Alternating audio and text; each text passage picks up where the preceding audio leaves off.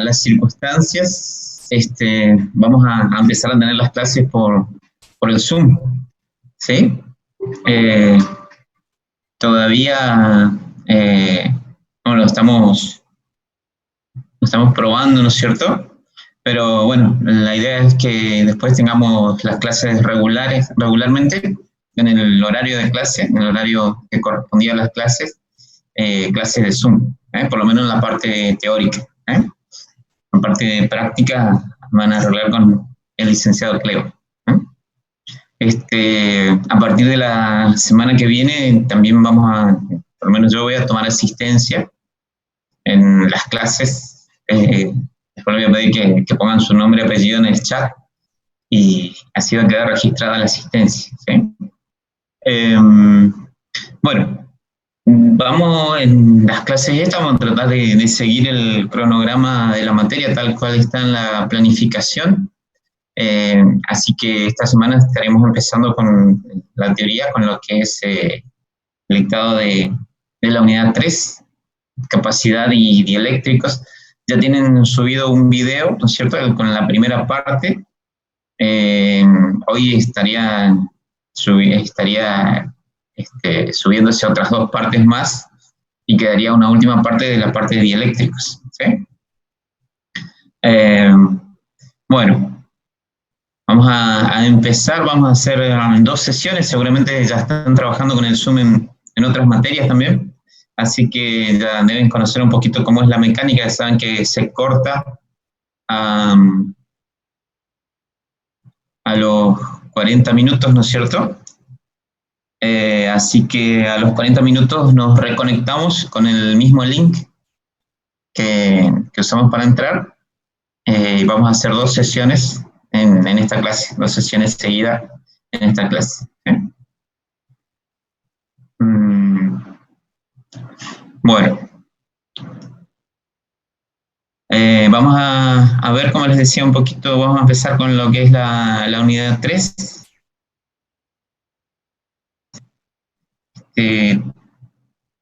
Cualquier consulta que quieran ir haciendo, pueden habilitar el micrófono y hacerlo a través de voz o sino también por el chat, ¿sí? Cualquiera de las dos maneras. Bueno.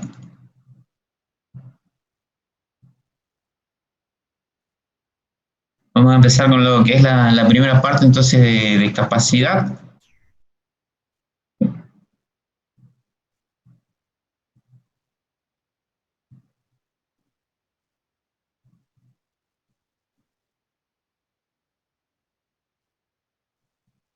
Estoy abriendo la presentación.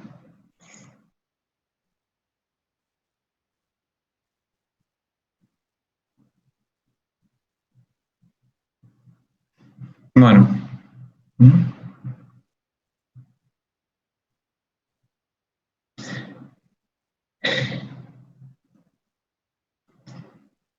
Lo tienen, como les decía, este PowerPoint en video también, ya tienen la primera parte y hoy seguramente van a tener a disposición también la segunda y tercera parte.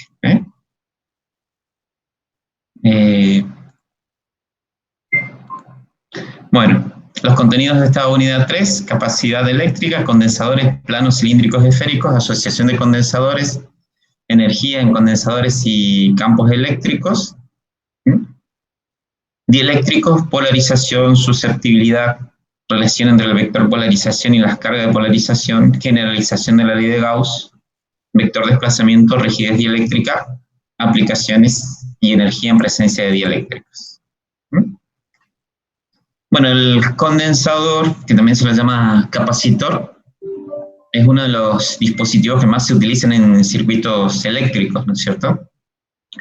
Junto con inductancias, resistencias y bueno, después otros elementos semiconductores como transistores, diodos, etc.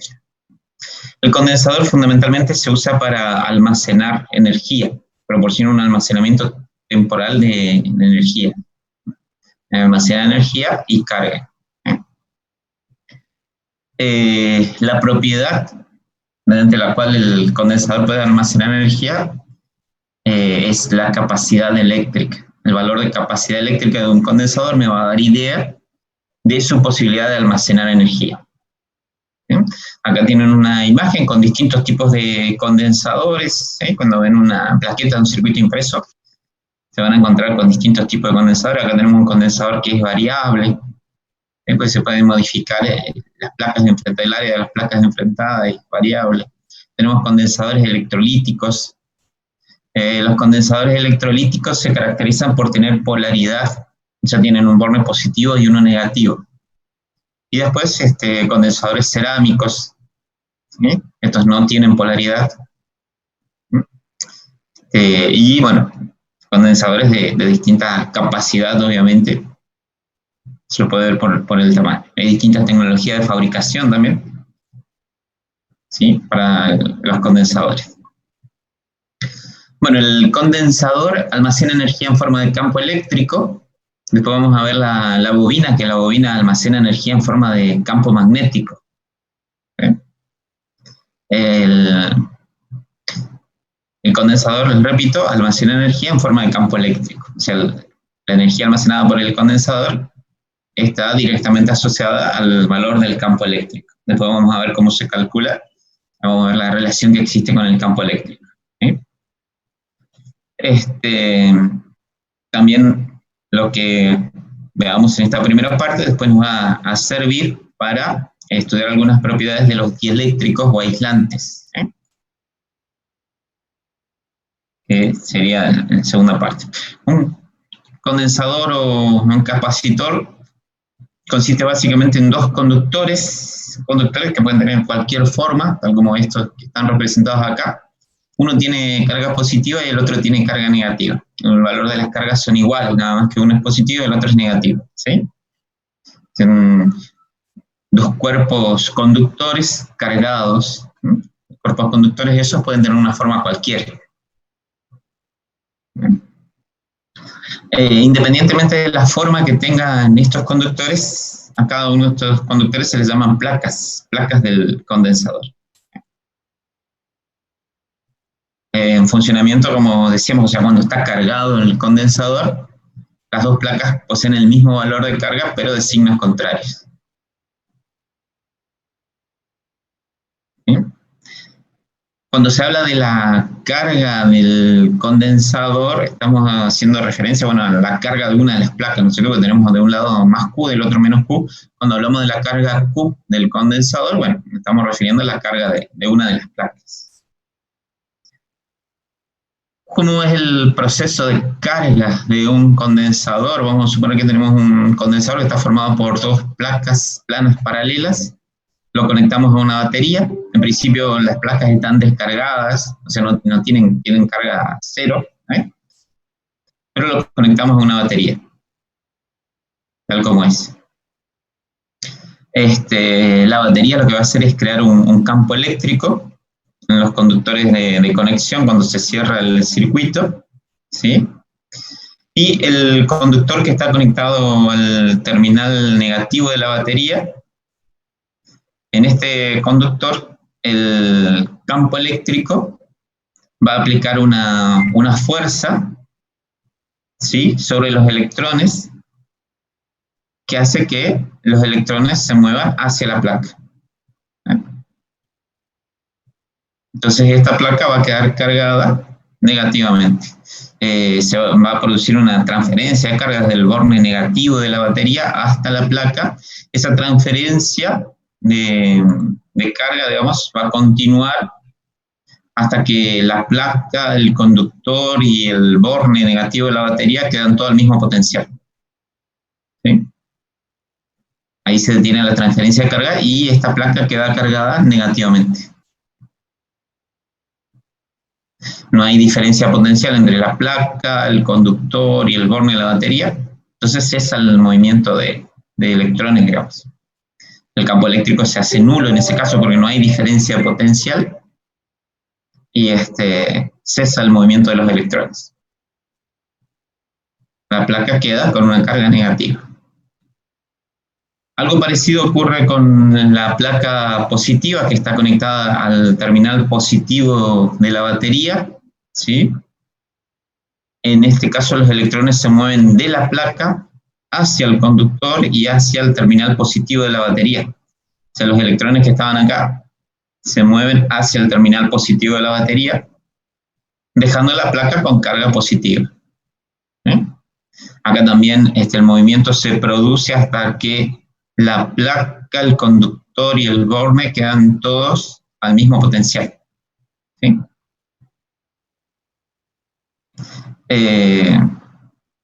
Como dice ahí, el movimiento de los electrones de la placa hacia el borne positivo continúa hasta que la placa, el conductor y el terminal quedan al mismo potencial eléctrico. Como resultado, entonces, vamos a tener una placa cargada negativamente, otra placa cargada positivamente, y vamos a tener una diferencia potencial entre las placas del condensador, un delta V, que va a ser igual a la diferencia potencial que tenemos entre los bornes de la batería. Porque dijimos, esta placa va a quedar, lo mismo que el conductor, va a quedar al mismo potencial que el borne positivo. Y esta otra placa, lo mismo que el conductor, va a quedar al mismo potencial que el borne negativo. Entonces, entre las placas vamos a tener la misma diferencia potencial que entre los bornes de la batería. ¿No?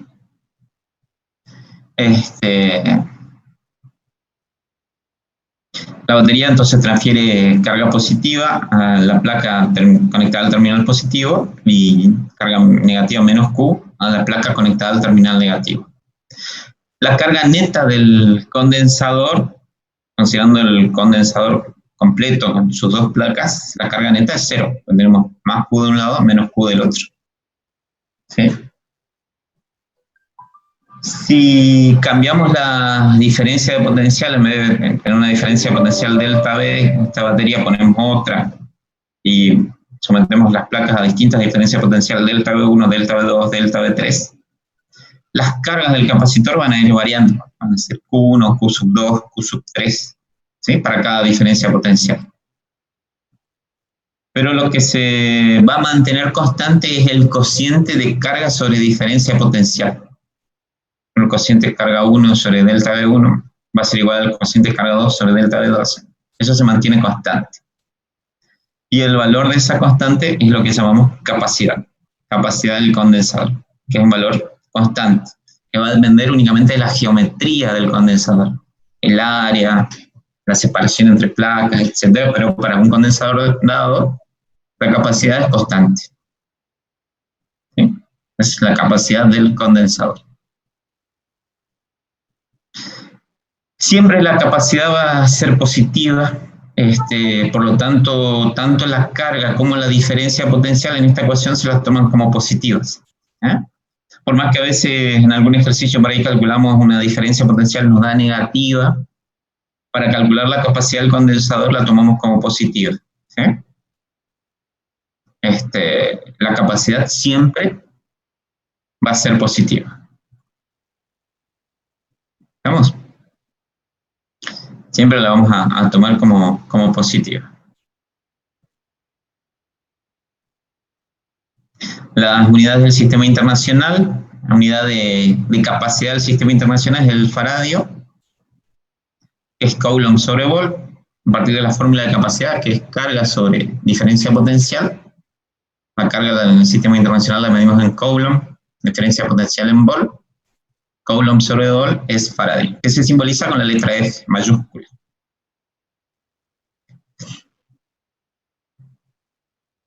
¿Estamos? ¿Cómo venimos hasta acá? ¿Todo bien? ¿Se escucha bien? ¿Se ve bien? ¿Alguna duda hasta acá? Bueno, ¿todo bien? El faradio es una unidad de capacidad, como unidad de capacidad es muy grande. Ni toda la Tierra, podemos ver cómo se calcula la capacidad de un condensador esférico, ni toda la Tierra tiene la capacidad de un faradio.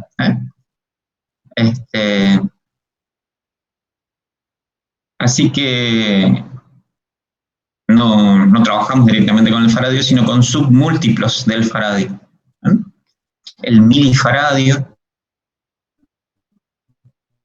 que es 10 a la menos 3 faradios, el microfaradio, que es 10 a la menos 6 faradios, el nanofaradio, 10 a la menos 9 faradios, y el picofaradio, 10 a la menos 12 faradios.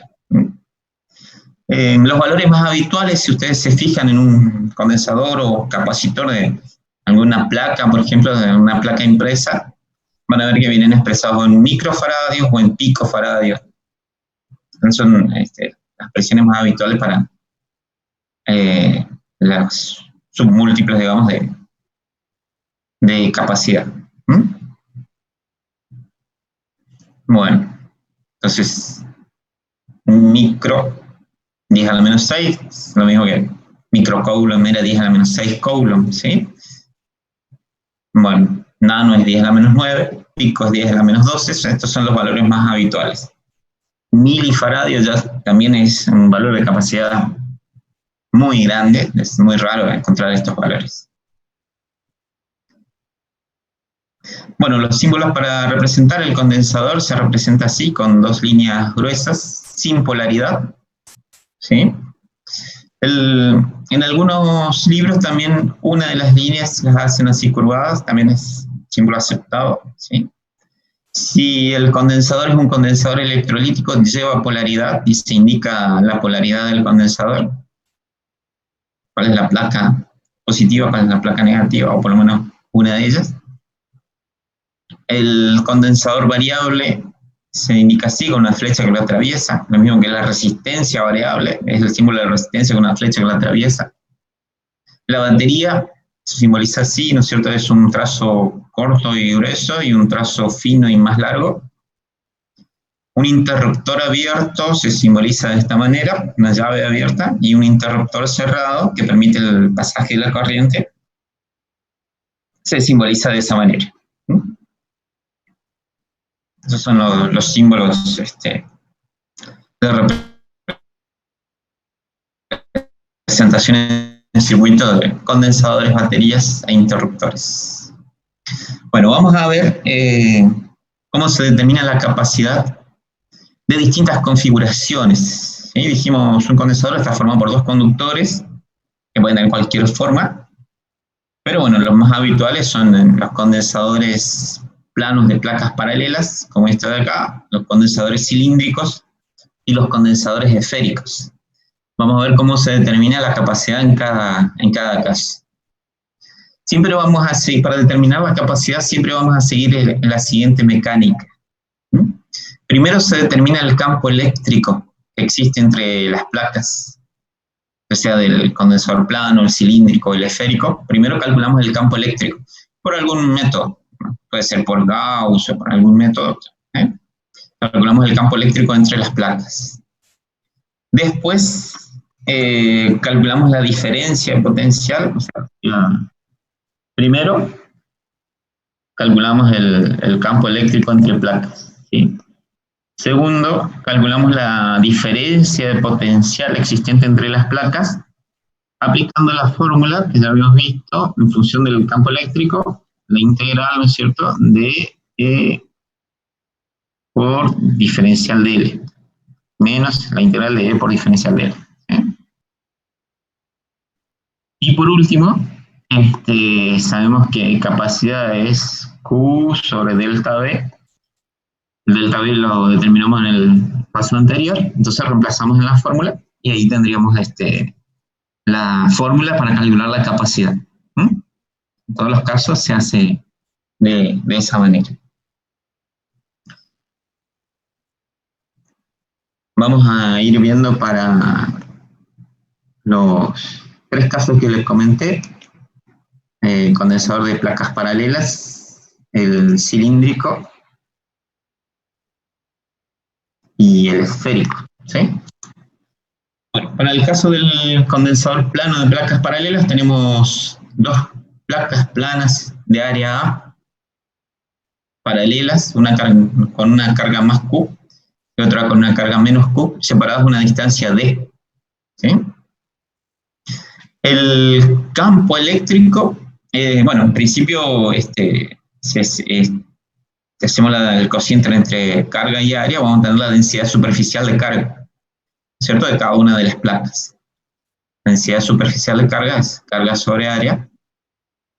Y el campo eléctrico, ¿se acuerdan que el campo eléctrico de un plano infinito era sigma sobre 2 epsilon 0? Y bueno, acá tenemos el campo eléctrico de una placa que apunta en aquella dirección, que sería igual a sigma sobre 2 epsilon 0, y el campo eléctrico de la otra placa que también apunta en la misma dirección, ¿sí? Este es un campo eléctrico originado por carga positiva, apunta para allá. Un campo eléctrico originado por carga negativa también apunta para allá. Tenemos 2 veces sigma sobre 2 epsilon 0, por lo tanto el campo eléctrico entre las placas es sigma sobre epsilon 0. ¿Sí? Esto también ya lo habíamos calculado en unidades anteriores, ¿no es cierto? La expresión del campo eléctrico. Bueno, sigma es carga sobre área, así que podemos reemplazar carga sobre área y ahí tendríamos el primer paso, ¿no es cierto? Determinamos el campo eléctrico entre las placas del condensador. Después, la diferencia potencial, ¿sí? Al campo eléctrico despreciando los efectos de los bordes, entre las placas el campo eléctrico permanece constante, ¿sí? Entonces, si nosotros hubiéramos aplicado la fórmula esa que dice delta B igual a menos la integral de E por diferencial de L, ¿sí? Este es un producto escalar, y vamos a integrar a lo largo de la distancia D, ¿sí? Desde 0 hasta D. El campo eléctrico es una constante. Bueno, este es un producto escalar que da el módulo de E por el módulo del diferencial de L por el coseno del ángulo comprendido, pero el coseno del ángulo en este caso es 0 entre el campo eléctrico y el diferencial de L. Si tomamos un diferencial de L en aquel sentido, el campo eléctrico también en aquel sentido, el ángulo comprendido es 0 grados, así que esto va a ser igual a la integral de 0 a D del módulo del campo eléctrico por el módulo del diferencial de L. ¿Sí? El campo eléctrico es constante, se lo puede sacar fuera de la integral, queda la integral de diferencial de L de 0 hasta D, que queda D. Entonces, la diferencia potencial entre las placas es E por D. Esa es la diferencia potencial entre las placas del condensador, queda así, E por D.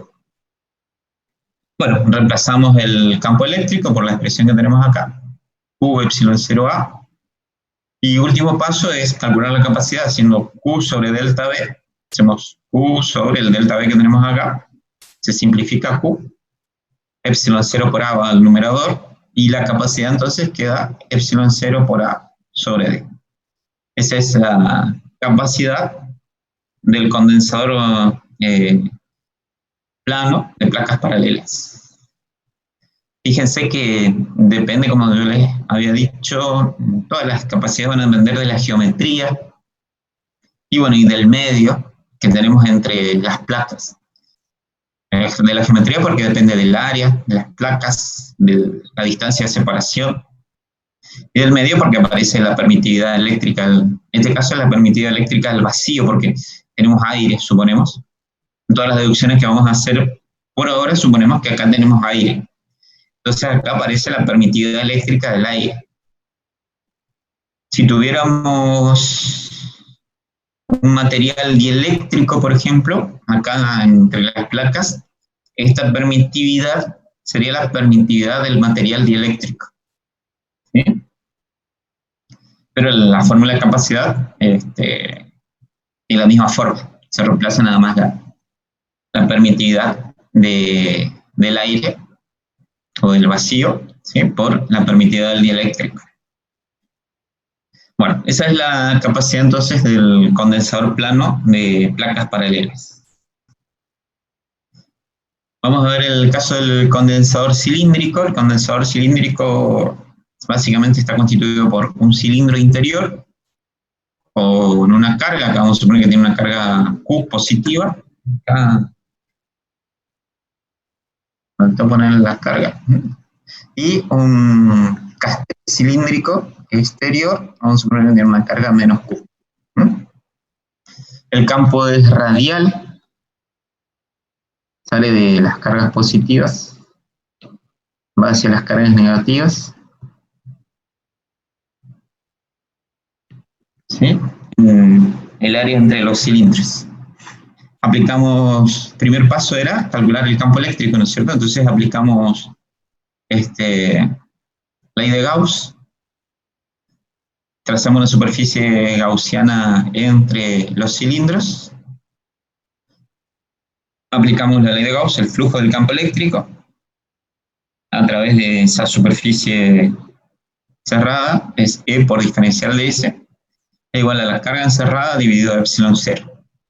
La carga encerrada por esta superficie gaussiana es la carga del cilindro interior, la carga Q, ¿sí? Y el campo eléctrico en cada diferencial de área de esta superficie gaussiana es constante, por lo tanto se lo puede sacar fuera de la integral, queda la integral del diferencial de superficie, me va a dar el valor de la superficie gaussiana, que es la superficie lateral del cilindro, ¿no es cierto? La superficie gaussiana que estamos considerando es la superficie lateral del cilindro, que se puede calcular haciendo 2pi por r, ¿sí? La superficie lateral del cilindro, se puede calcular, bueno, es la longitud de esta circunferencia acá, se calcula haciendo 2pi por r por el largo del cilindro, por L. Hago 2pi por r por L, y vamos a tener la superficie lateral del cilindro. ¿Sí? Esto a modo de repaso, ¿no es cierto? Porque eso ya lo hemos visto en Gauss. Bueno, si hacemos pasaje de términos, esto va a quedar... claro, faltaría un paso, despejamos, va a quedar E igual a Q sobre 2pi r L epsilon 0, y Q sobre L es distribución lineal de carga, lambda. Entonces, si lo escribimos en función de lambda, quedaría 1 sobre 2pi epsilon 0, R, que es lo que quedó acá en el denominador, y arriba queda el lambda. Esto, como les decía, a modo de repaso, porque esto lo habíamos visto cuando se vio Gauss, ¿no es cierto? El campo eléctrico al exterior de un cilindro debe ser. Bueno, desde el segundo paso era calcular la diferencia potencial una vez que habíamos determinado el campo. Si el campo es radial, así que la integral queda, hacemos la integral desde el radio R igual a, que es el radio del cilindro interior, hasta el radio R igual a B, que es el radio del cilindro exterior, ¿sí? De E por diferencial de R. Cuando el campo es radial, el diferencial de L se transforma en un diferencial de R.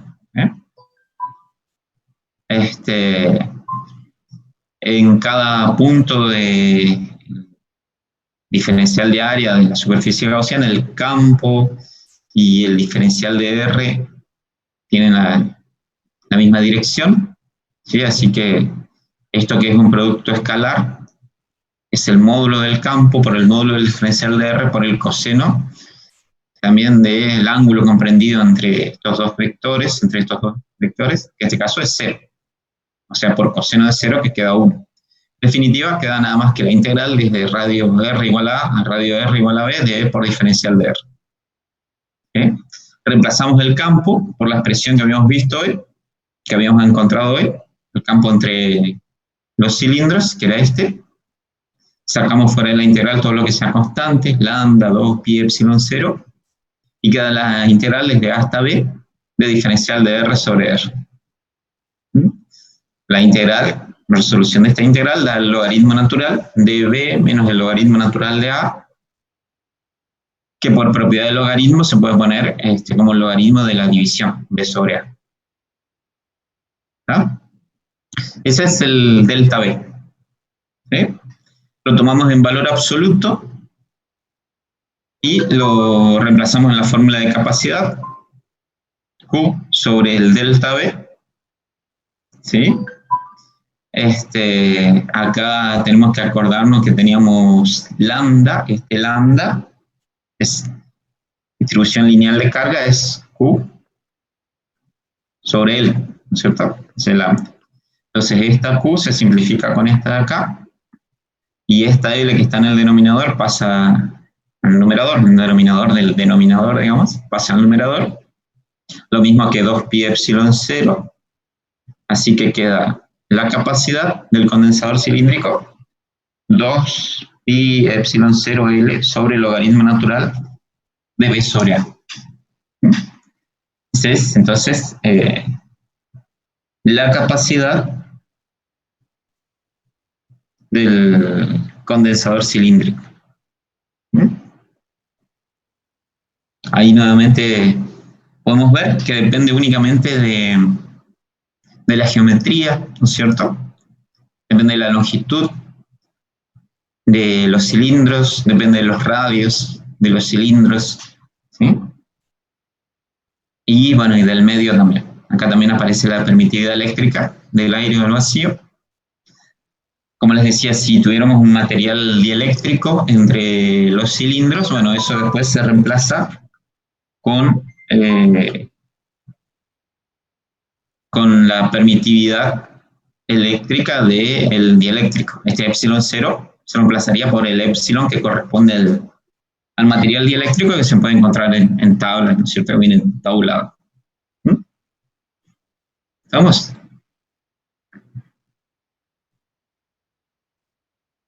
Porque era que la carga, el campo eléctrico de la carga negativa también apuntaba en la misma dirección, porque si nosotros tenemos una carga positiva, el campo eléctrico que origina la carga positiva es así, las líneas de campo eléctrico donde las cargas positivas, las cargas negativas, ¿no es cierto?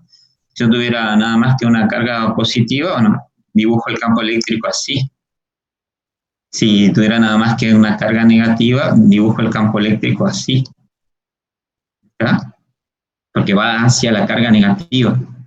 Entonces, recién vi la pregunta en el chat, seguramente se refería al caso del condensador plano, ¿no es cierto?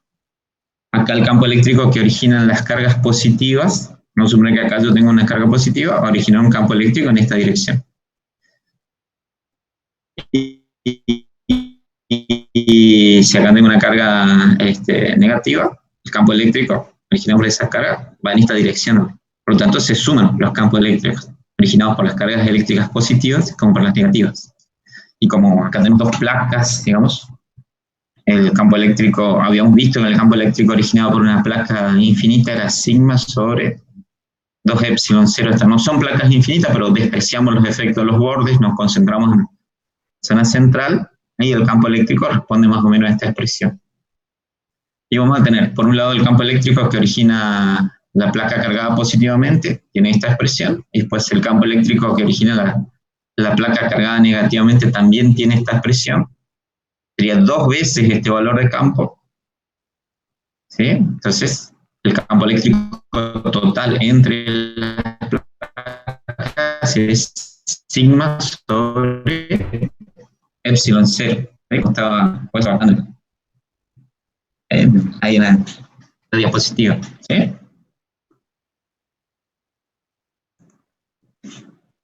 ¿No?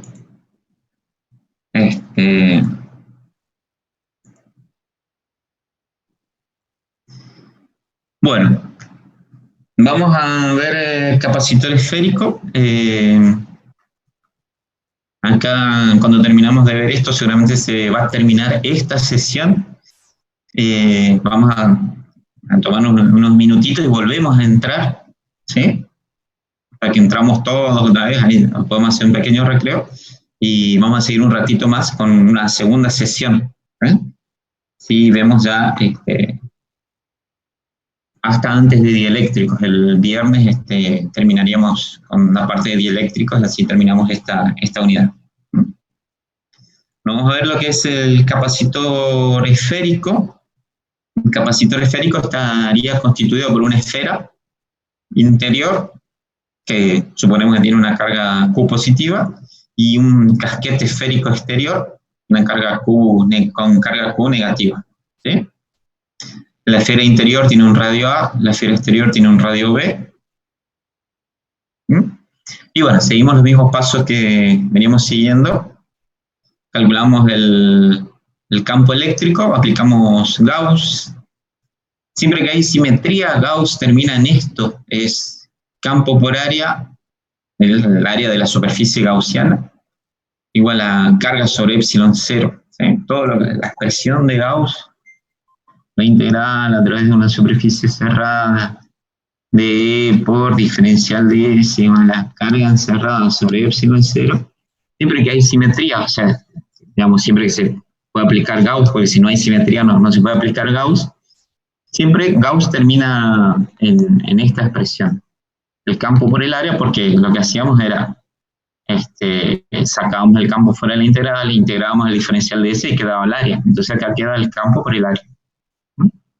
Igual a carga encerrada sobre epsilon cero. El área esta siempre es el área de la superficie gaussiana.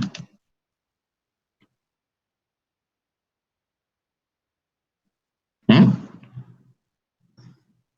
Bueno, entonces si despejamos de acá, pasamos el área es el área de esta superficie gaussiana que trazamos acá, es el área de una esfera. ¿Sí? El área de esa esfera es 4pi por r cuadrado.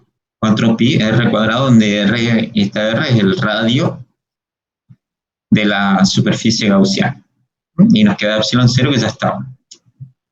Esa sería la expresión del campo, entonces, entre las dos esferas, entre la esfera interna y el casquete esférico. ¿Sí? Que era el primer paso, calcular el campo entre las placas del condensador. El segundo paso es calcular la diferencia potencial. Aplicamos la fórmula, siempre que el campo es radial, el diferencial de L se transforma en un diferencial de R. Y bueno, reemplazamos el campo, reemplazamos por esta expresión, podemos sacar fuera de la integral todo lo que sea constante, Q4 pi epsilon 0, y va a quedar diferencial de R sobre R cuadrado.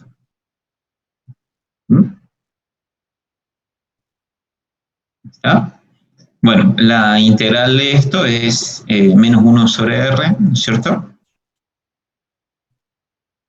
Estamos integrando desde el radio R igual a A hasta el radio R igual a B, ¿sí? Del radio R igual a A hasta el radio R igual a B. Estamos calculando la diferencia potencial entre las placas. Habíamos calculado el campo eléctrico en esta zona entre las placas y calculamos la diferencia potencial entre las placas. Entonces integramos desde R igual a A hasta R igual a B. ¿Sí? La integral de esto, bueno, como decíamos, es menos 1 sobre R.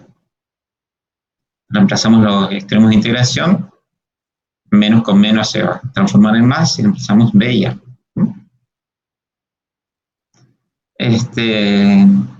Y acá, bueno, acá se opera un poquito matemáticamente para llegar a esta expresión. ¿Sí? Porque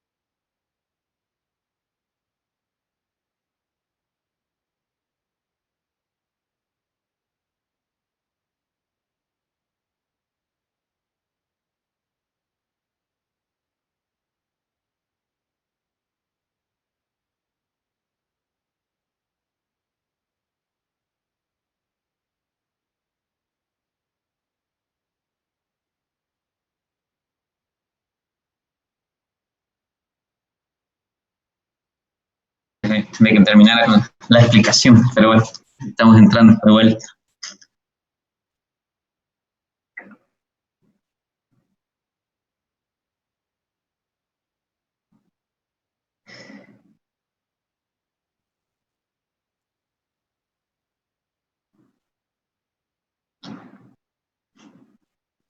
Vamos a esperar un ratito que vayan entrando más participantes.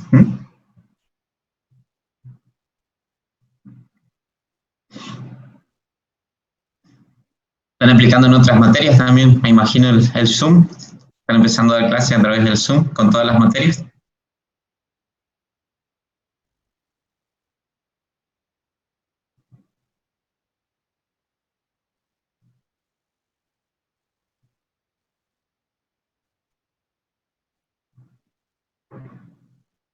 Uh-huh. La verdad que es una herramienta muy práctica porque es casi como estar en el salón de clase. Permite mucha interacción, permite usar las presentaciones. Ya no hace falta ir a la facultad, únicamente para la parte del laboratorio.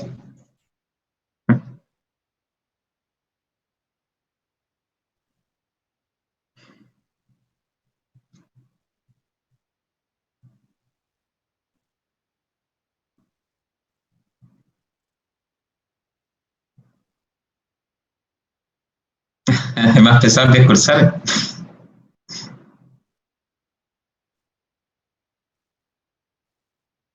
Nos llenan de tareas. Bueno,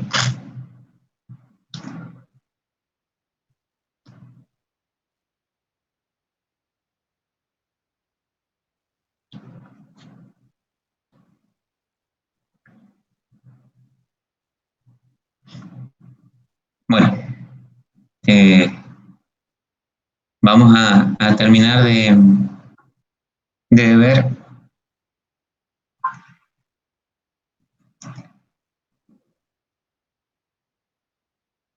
eh,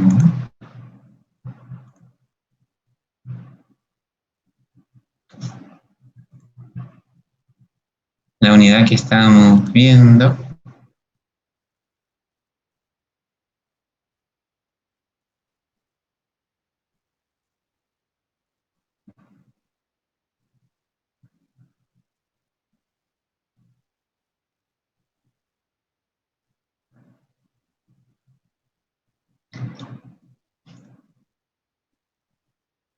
Bueno, estamos con el capacitor esférico, ¿no es cierto? Ahí la parte matemática es la resolución de la integral, nada más, ¿no es cierto? Esto lo hacemos un poquito acá aparte, va a quedar delta B igual a menos Q 4pi epsilon 0. Y bueno, la resolución de la integral da menos 1 sobre R desde A hasta B, ¿sí? El delta B quedaría entonces, podríamos poner como Q 4pi epsilon 0 y poner 1 sobre B menos 1 sobre A. ¿Sí? Eh, bueno, acá después se hace la resta esta, ¿sí? Lo que está hecho es la resta que da delta B igual a Q sobre 4pi epsilon 0 B por A, sacamos mínimo común denominador, B por A, dividido B queda A, después menos B por A dividido A queda B, ¿sí? En realidad queda así, cuando lo tomamos esto daría un valor negativo, puesto que A es menor que B, pero lo tomamos en valor absoluto y lo podemos escribir como B menos A, ¿sí? Para que quede positivo. Queda negativo acá por la forma en que se tomaron las cargas para el ejemplo. Pero para el cálculo de la capacidad, como habíamos dicho, se toma en valor absoluto. ¿Sí? Bueno, y una vez que tenemos la diferencia potencial, la capacidad va a ser Q sobre el delta B, ¿sí?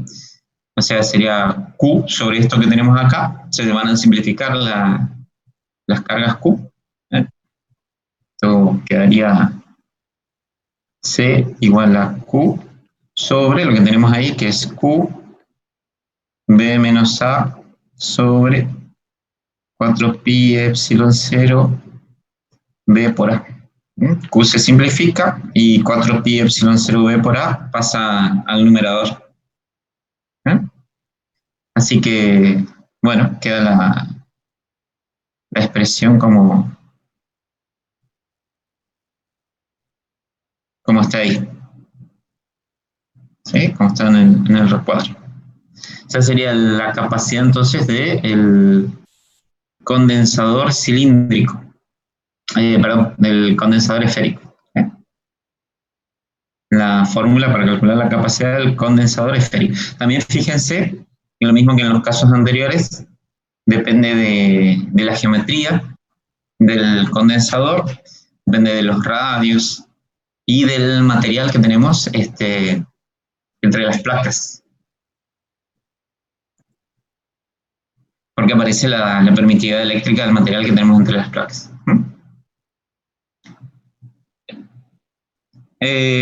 Puede darse el caso de que el cascarón esférico esté muy lejos, o sea que el radio B tienda a infinito, ¿sí? En ese caso, si el radio B tiende a infinito, bueno, esta diferencia B menos A se puede despreciar frente a B, porque B es muy grande, ¿sí? Entonces despreciamos A y me quedaría B nada más. Y esa B la simplificamos con la del numerador y queda esta expresión que sería la capacidad para una esfera. Sería la capacidad únicamente para una esfera. Esta sería para el capacitor esférico y esta es prácticamente la capacidad de una esfera. ¿Sí? Entonces cuando yo quiero después, por ejemplo, hay un ejercicio en la guía, me parece que dice calcular la capacidad de la Tierra, capacidad completa de la Tierra. Y bueno, acá pondríamos 4pi epsilon 0 y A sería el radio terrestre. ¿Sí? Tenemos la capacidad de la Tierra como si fuera una esfera. No es exactamente una esfera, pero aproximadamente.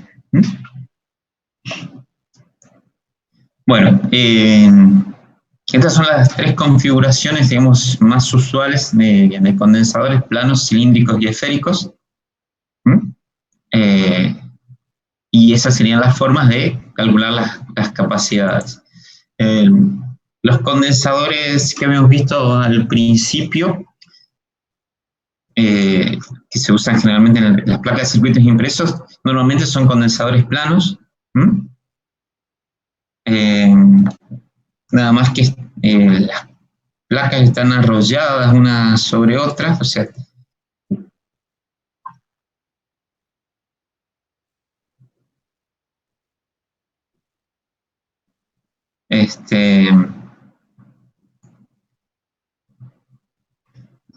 las placas, el condensador más habitual es el condensador plano, ¿sí? Nada más que se suelen arrollar las placas, ¿sí? Una sobre otra así, y se empaqueta ese arrollamiento. Y después, ejemplo de condensadores cilíndricos, por ejemplo, son los cables coaxiales. Un cable coaxial es un conductor central rodeado por una malla, ¿sí? En el medio hay un plástico, ¿no es cierto? Es un material eléctrico, no hay aire, pero es un condensador, se comporta como si fuera un condensador cilíndrico, hay una capacidad presente en el cable coaxial, ¿no? Bueno, ¿estamos?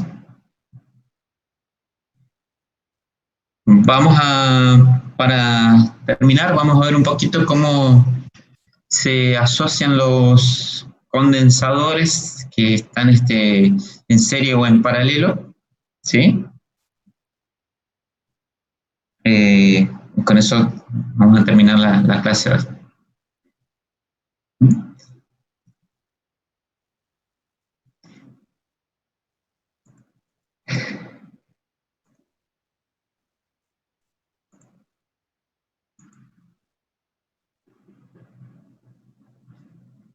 Mm, Vamos por la segunda parte.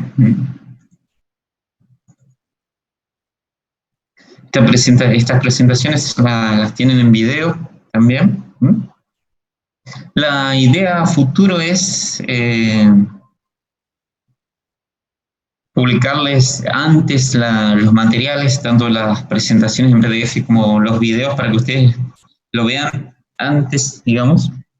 Y acá en las clases hacemos un pequeño repaso, pero sobre todo resolvemos las dudas que le vayan quedando.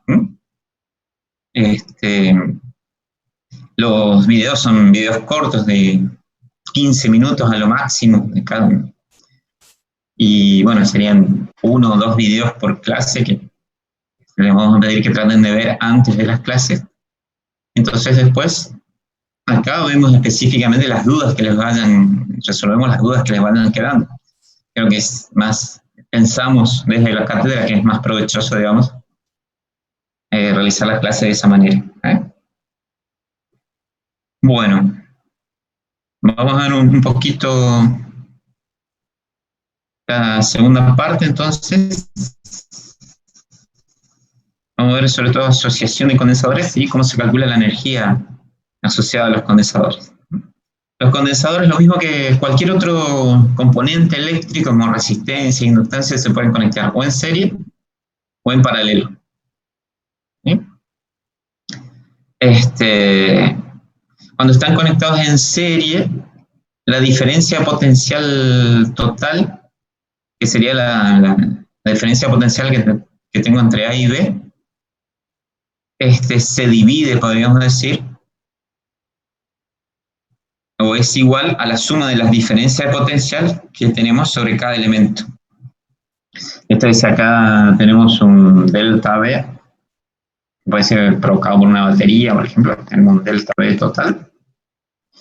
Ese delta B se va a dividir en un delta B1 y un delta B2. ¿Sí? El delta B total va a ser la suma de delta B1 más delta B2. En cambio, cuando tenemos los elementos conectados en paralelo, el delta B aplicado, que puede ser a través de una batería, como decíamos, como decía yo, es el mismo para cada elemento. Este mismo delta B que tengo acá es el que estoy aplicando a este elemento de acá y a este elemento de acá. El delta B es el mismo. Entonces, cuando están conectados en serie, la diferencia de potencial total entre los extremos es la suma de las diferencias de potencial entre los extremos de cada dispositivo.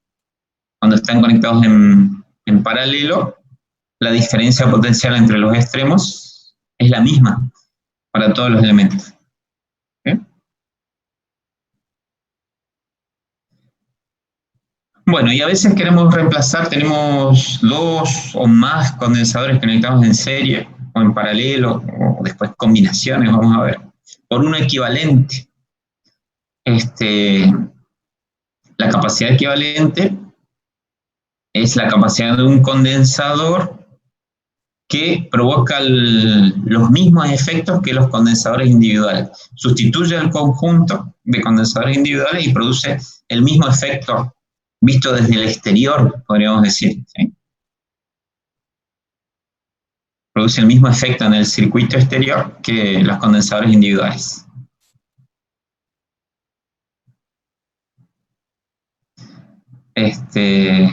Bueno, esta sería la conexión en serie. Espera un cachito que abrir otra presentación. Bueno,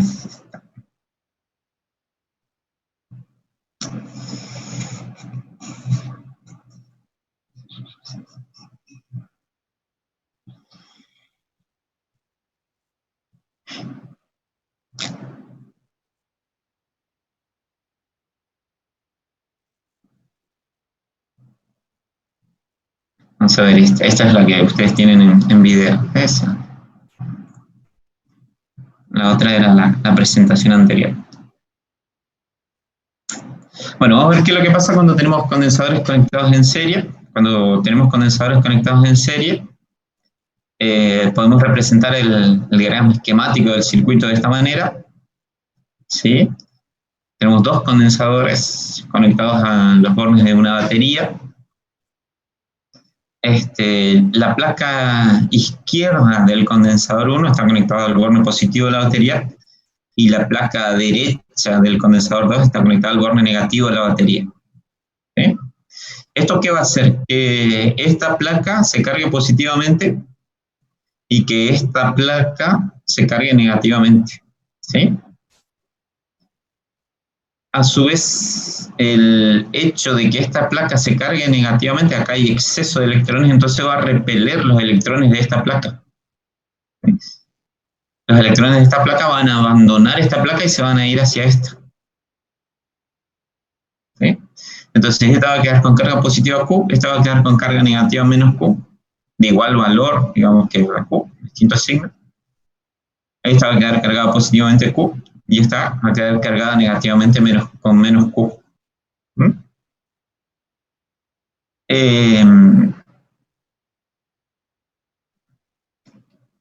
Originalmente, cuando los condensadores estaban descargados, no estaban conectados a las baterías, no tenían carga eléctrica, digamos. Estas placas que están acá en el medio están aisladas porque no hay conexión eléctrica entre las placas de los condensadores. ¿Sí? Y originalmente tenían carga cero. ¿Sí? Después conectamos nosotros la batería, se produce un movimiento de cargas, pero la carga neta, encerrada acá por este rectángulo punteado, tiene que seguir siendo cero, porque este es un sistema aislado, lo que está acá entre línea de puntos es un sistema aislado. Acá no puede haber ni creación ni destrucción de cargas, lo único que puede haber es un reacomodamiento de cargas como ocurrió, pues los electrones se fueron para esta placa, y acá faltan electrones, entonces acá quedó con carga negativa y acá con carga positiva. Pero esta carga Q menos Q1 tiene que ser igual a esta carga más Q2, ¿sí? Porque no hay ni creación ni destrucción de carga. Si la carga neta que teníamos al principio acá, en esta zona era cero, la carga neta que hay acá tiene que seguir siendo cero. Entonces Q1 tiene que ser igual a Q2.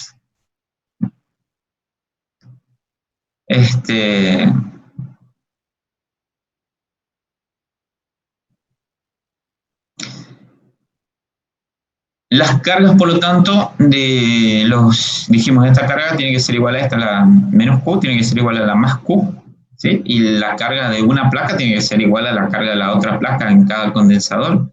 Esto quiere decir que las cargas, en definitiva, de cada condensador son iguales. La carga que tenemos acá, Q1, es igual a la carga que tenemos acá, Q2, ¿sí? Y bueno, lo podemos llamar carga Q nada más. Cuando están conectados en serie, entonces, los condensadores tienen la misma carga. El condensador 1 tiene una carga Q, el condensador 2 tiene una carga Q. ¿Sí? Exactamente la misma carga. El voltaje, en cambio, no es el mismo, bueno, salvo que los condensadores fueran iguales, ¿sí? Valor, justo va a ser la misma la diferencia potencial, pero si no, si los condensadores son distintos, los delta V estos son distintos, y lo que sí es que siempre la suma de estos delta V tiene que dar la diferencia potencial total aplicada a los condensadores conectados en serie. ¿Sí? El voltaje total aplicado a la combinación se divide entre los dos capacitores. El delta V total de la batería se va a dividir entre delta V1 y delta V2. En general, entonces, la diferencia potencial total aplicada es igual a la suma de la diferencia potencial que tenemos en cada uno de los capacitores individuales.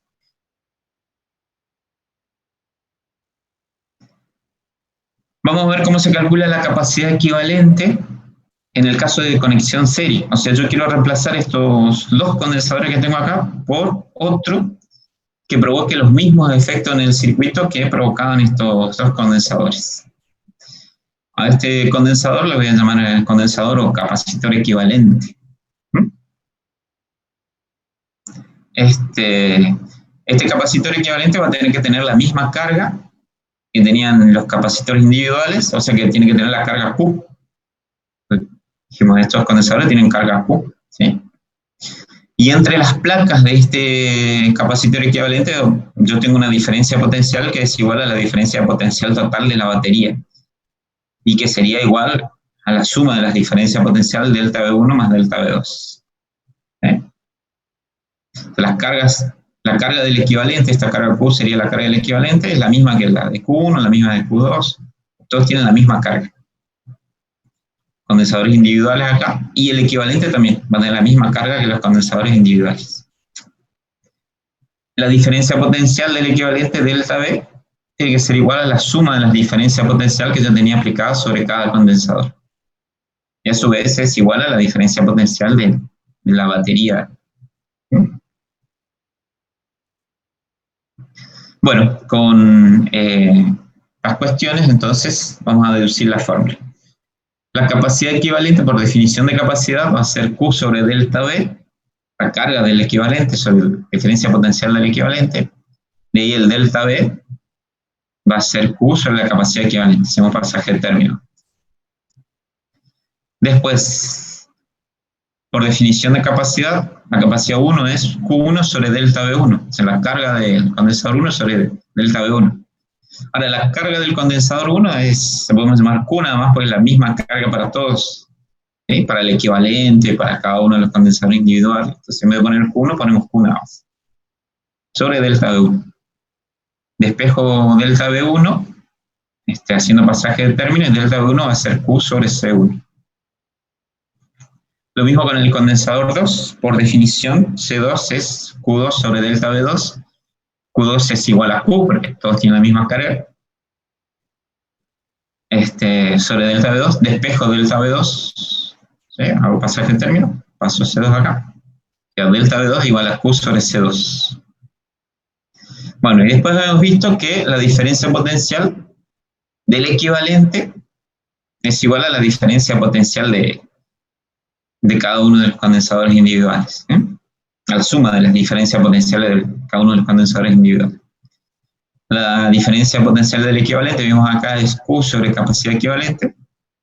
El delta V1, vimos acá, es Q sobre C1. Delta V2 es Q sobre C2. Acá yo puedo sacar factor común Q de estos dos y lo simplifico con la Q del otro lado. ¿Sí? Entonces va a quedar 1 sobre la capacidad equivalente es 1 sobre C1 más 1 sobre C2.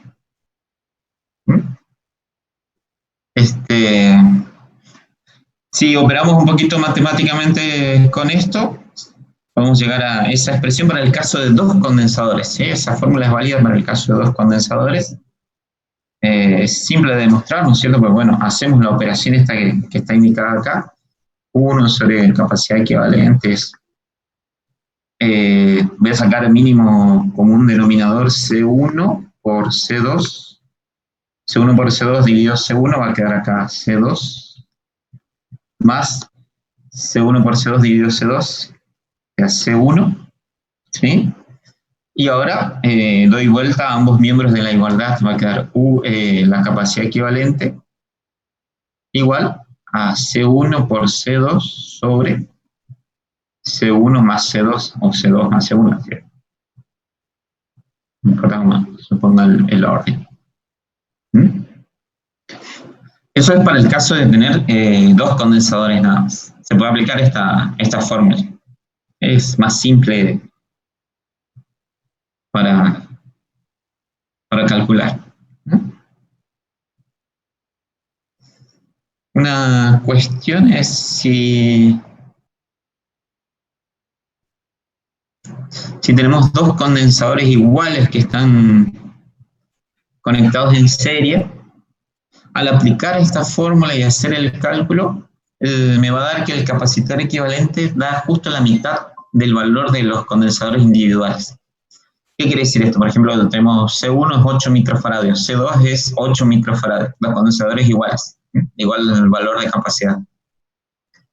Si aplicamos esta fórmula y calculamos el equivalente me va a dar 4 microfarads.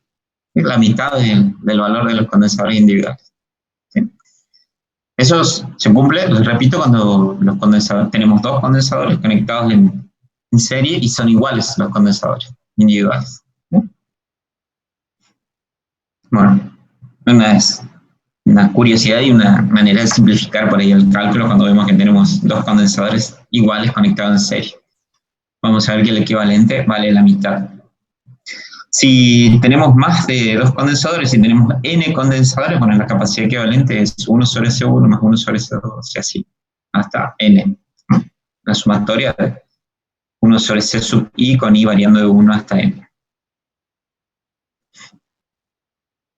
Bueno, y por último, vamos a ver condensadores en paralelo. En el caso de condensadores en paralelo, el diagrama representativo sería este, ¿no es cierto? Tenemos 2 condensadores conectados a la misma diferencia potencial, esa es la característica de elementos conectados en paralelo. Las placas izquierdas acá se conectan al terminal positivo y las placas derechas se conectan al terminal negativo de la batería, por ejemplo.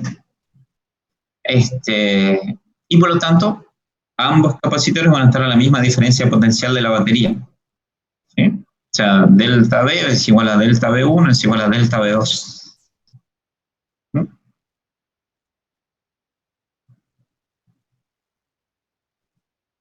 ¿No? Delta B es igual a delta B1 igual a delta B2. Pero la carga es un poco al revés del anterior. Acá la carga total, la carga Q total del sistema va a ser igual a la suma de las cargas de los condensadores individuales. O sea, si yo quiero calcular la carga total,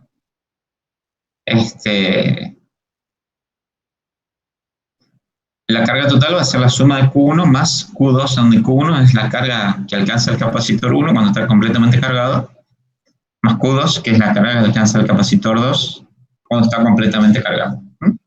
La carga total almacenada por el sistema es la suma de las cargas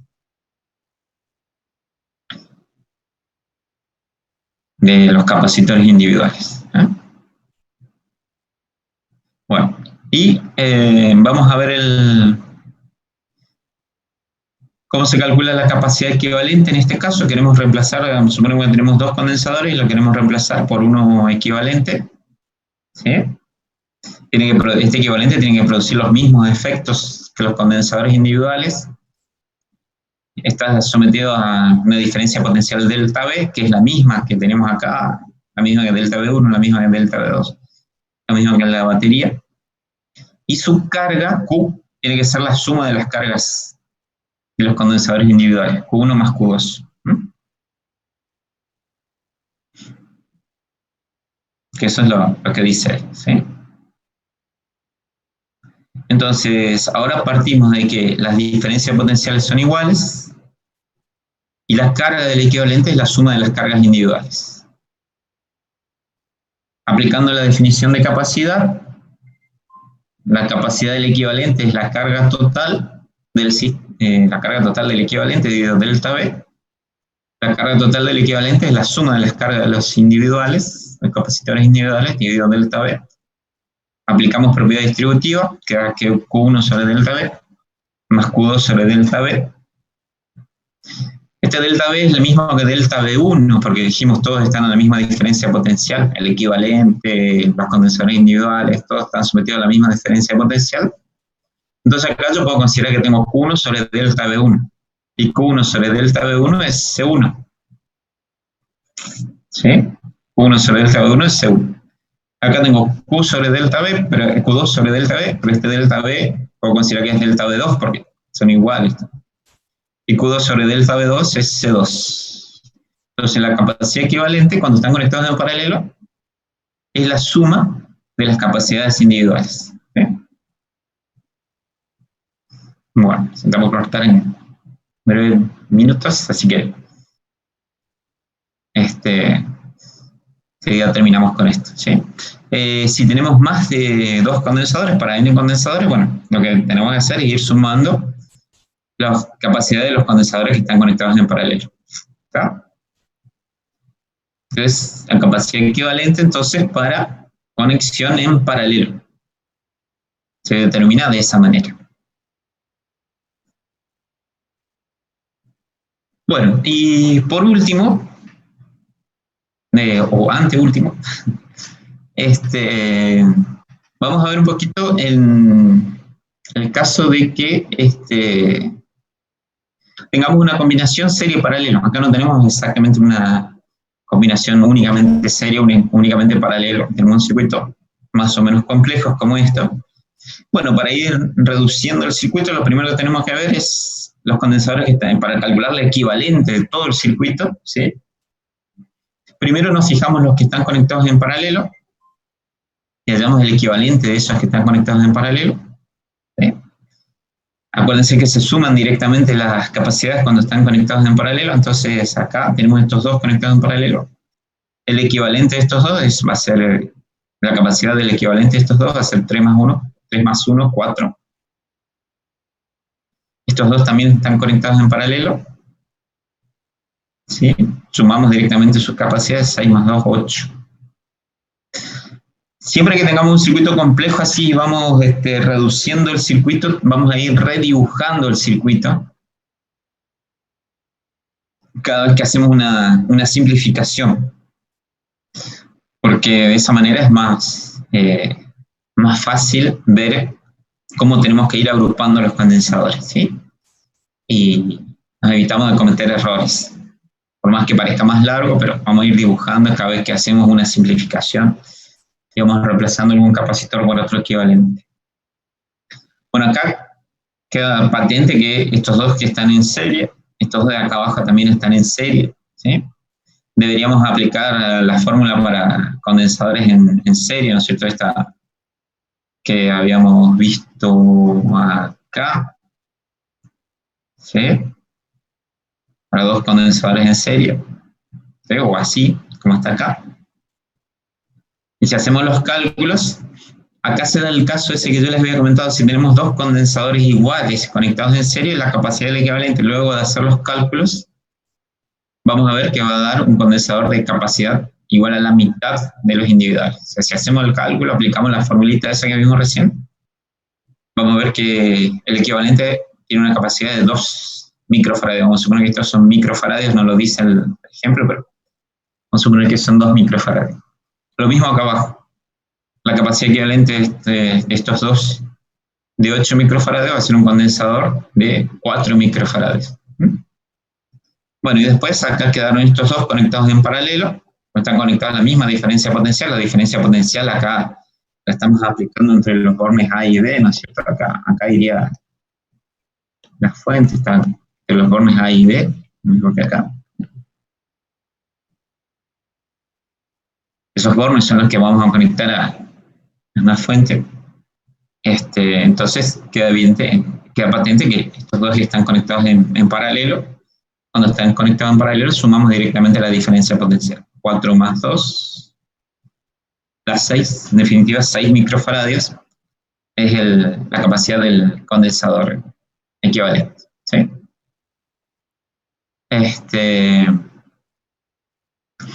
Bueno, ¿estamos? Una última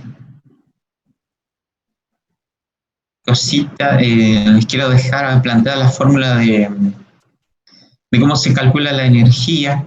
Después la clase que viene lo vamos a ver más detalladamente, de esta manera también lo pueden ver ahí en el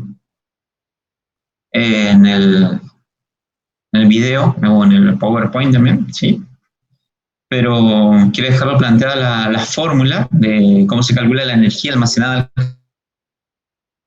al capacitor para que puedan hacer los ejercicios, empezar a hacer los ejercicios en todo caso la próxima clase, ya de la guía de capacidad. Resulta que, les cuento rápidamente, después en el próximo encuentro lo vemos un poquito más detalladamente. Pero nosotros en un capacitor tenemos dos placas que están cargadas, ¿no es cierto? Una con una carga positiva y otra con una carga negativa. O sea, tenemos dos conductores con cargas eléctricas de distintos signos, separados a una cierta distancia. Aparece una energía potencial eléctrica. Vamos a tener almacenada una energía potencial eléctrica entre esas placas. Vamos a tener un campo eléctrico y asociado a ese campo eléctrico una energía potencial eléctrica. De tal manera que si nosotros, por ejemplo, tomamos una carga positiva, vamos a suponer que tuviéramos sobre la placa negativa y la queremos llevar a la placa positiva, tenemos que hacer un trabajo contra la fuerza del campo. Acá nosotros vamos a tener un campo eléctrico que va de las cargas positivas hacia las cargas negativas, ¿no es cierto? Si yo quisiera mover, por ejemplo, para seguir cargando esta placa, quiero aumentar la carga de esta placa, quiero mover una carga positiva. No es así el proceso de carga, porque el proceso de carga se da a través de la batería, pero se puede tomar esta analogía para ver cómo hay que realizar un trabajo, digamos, contra la fuerza del campo, si es que yo quiero aumentar la carga de una placa. Si tomo una carga positiva y la quiero llevar a la placa positiva, tengo que hacer una fuerza en contra de las fuerzas del campo. O sea, tengo que realizar un trabajo en contra de las fuerzas del campo, ¿sí? Ese trabajo, ¿sí?, necesario para transferir, como dice acá, una carga diferencial de Q, le llama acá una carga de la placa que tiene carga negativa a la placa que tiene carga positiva. El trabajo, como ya habíamos visto, en potencial el trabajo es potencial por carga, ¿sí? Esto sale también de la definición de potencial, porque diferencia de potencial o potencial era trabajo por unidad de carga, ¿sí?, por definición de potencial. ¿Sí? Por definición de potencial es trabajo por unidad de carga. Trabajo realizado contra las fuerzas del campo, ¿no es cierto?, por unidad de carga. Bueno, despejando acá, el trabajo va a ser diferencia de potencial por diferencial de carga. ¿Sí? Aplicando la definición de capacidad, delta V es Q sobre C. Y si integramos esto, acá tenemos el diferencial del trabajo, integrando, C es constante, pues es la capacidad del condensador, lo sacamos fuera de la integral, queda Q por diferencial de Q. ¿Desde qué hasta qué estamos integrando? Acá tenemos una carga elemental y vamos a integrar desde la carga 0 hasta la carga máxima del condensador, desde 0 hasta Q. ¿Sí? La integral esta va a quedar Q cuadrado sobre 2, reemplazando los extremos de integración, queda Q total del condensador sobre 2. Y C que ya teníamos. ¿Sí? Esa es la fórmula para calcular la energía almacenada por el condensador. ¿Sí? Después, usando la fórmula de capacidad, C igual a Q sobre delta V. Eso, por ejemplo, reemplazamos C acá. En vez de poner C, ponemos Q sobre delta V. Una Q se simplifica con esta al cuadrado y el delta V va arriba. Y queda otra fórmula, 1 medio de Q por delta V. Ya teníamos esta, que era 1 medio Q cuadrado sobre C. Otra forma es calcular la energía por 1 medio Q por delta V. O si no, si hubiéramos reemplazado, en vez de reemplazar C, hubiéramos reemplazado Q, despejando Q de acá, van a ver que se llega a esta fórmula, 1 medio C por delta V cuadrado. Cualquiera de estas fórmulas me sirve para calcular la energía almacenada en el capacitor.